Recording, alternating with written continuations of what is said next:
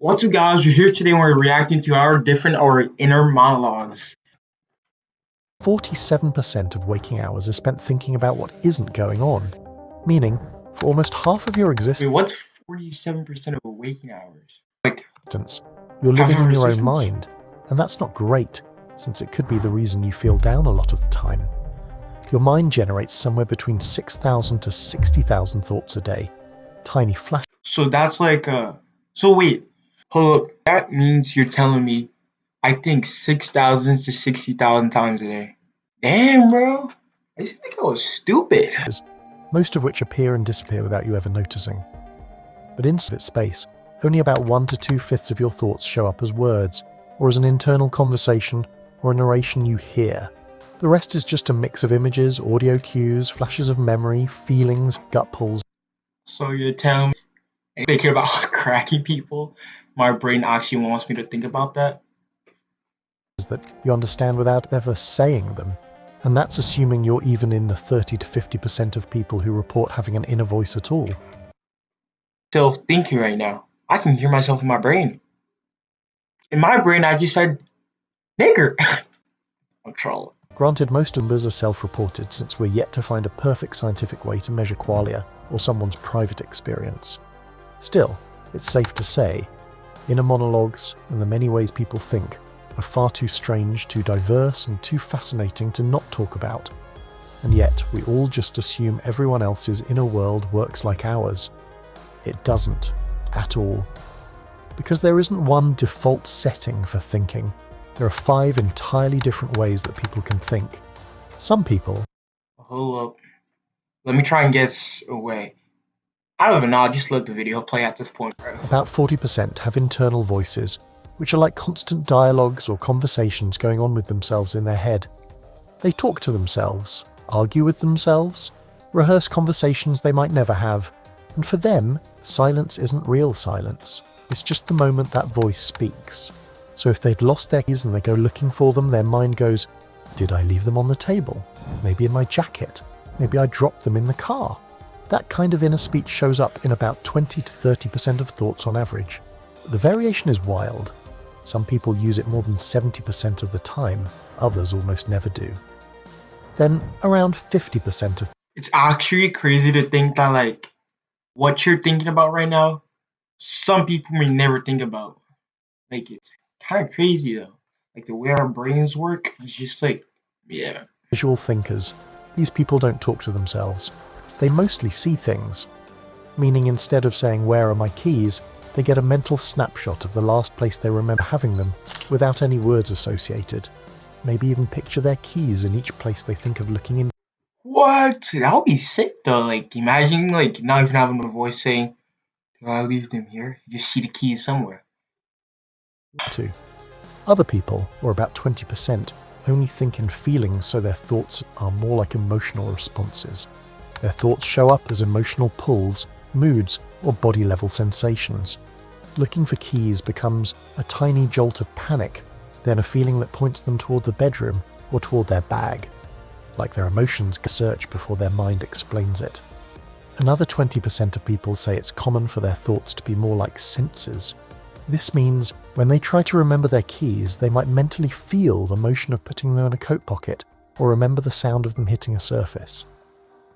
Lastly, and maybe the most misunderstood group, which is surprisingly not that small, are the ones that have no audio or visual association with their thoughts whatsoever. These are people who report not experiencing any kind of inner thoughts the way the rest of us do. Now you might have noticed that these percentages don't quite add up to an exact 100. That's first. Let's do the math. Shoot. Let's do the math. You might have noticed that these percentages don't quite... So that's like 50. We're already past 100%, bro. I know what he's gonna say. He's gonna say like, I'll just shut up. quite add up to an exact 100. That's firstly because this is still a self-reported topic, meaning the values shouldn't be taken as exact, but also because most people are a blend of more than one style. You could talk to yourself That's what I was trying to internally think and about. still visualize things clearly.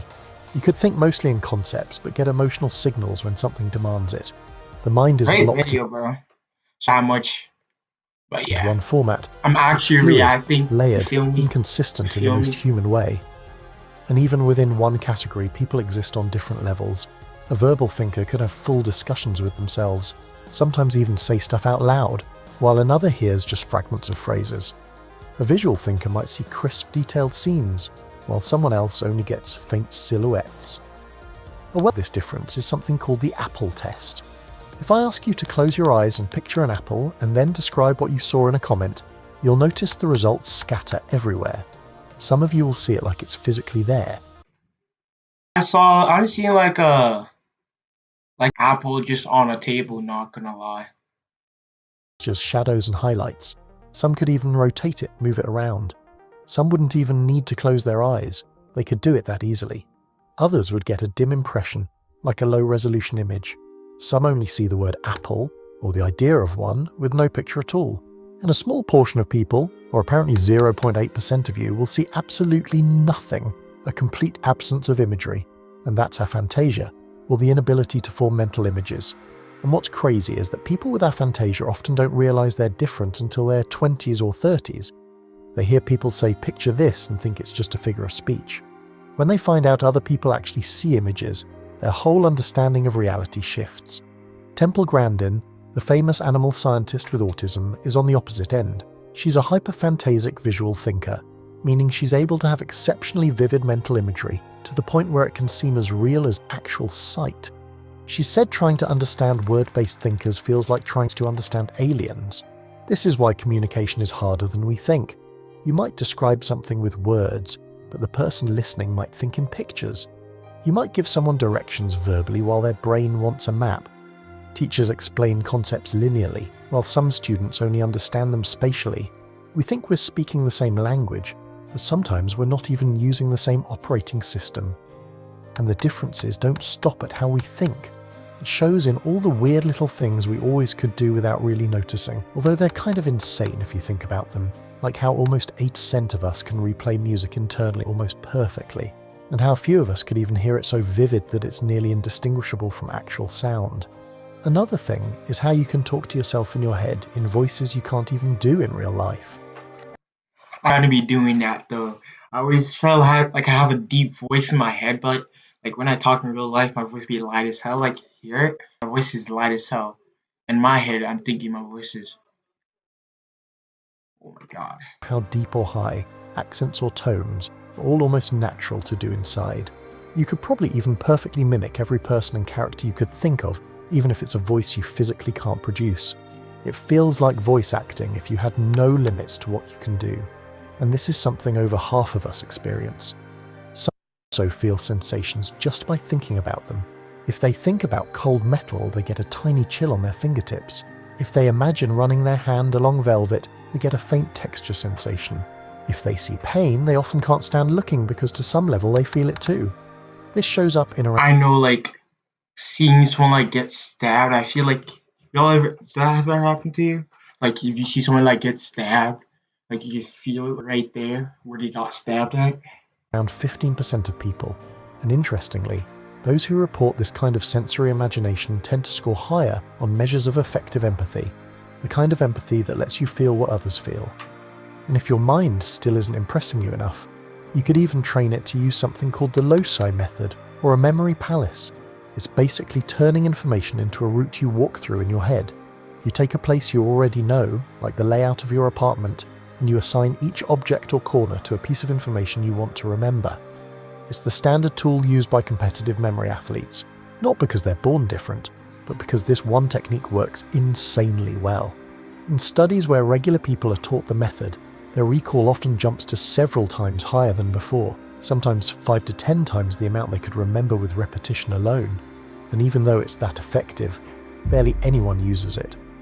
And this is why people with visual thinking are usually better at memorizing, sometimes even having photographic memory, although some consider it a myth.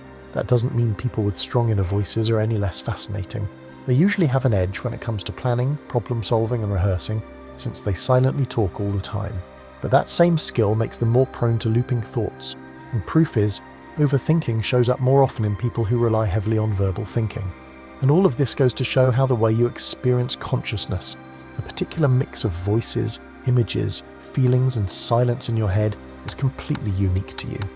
Nobody will ever know what your mind actually looks or sounds or feels like, and you'll never truly know theirs. You can describe it, you can approximate, but the lived experience is forever yours alone, because every person you meet is in a way living in a completely different universe than you. Their internal reality is fundamentally different from yours. The only life you truly live isn't the one people see from the outside, it's the one inside your head, and it's really humbling to notice that everyone passing you in the street every day has a whole life going on. I know. Thinking about it's crazy. Like, imagine you walk past someone. That person has entire life. They have kids. They have a job. They have bills to pay. They have to eat. They, it's actually crazy. The world is crazy. Like, wow. Specials, but that's a topic for another video.